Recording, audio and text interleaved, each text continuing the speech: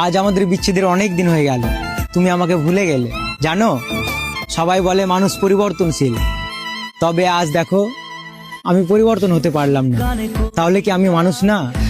জানো, সবাই বলে তোমাকে ভুলে যেতে, তবে আমি যে তোমাকে চাই, তারা কি পারবে তোমার মতো কাউকে এনে দিতে? জানি তারা কখনোই এনে দিতে পারবে না।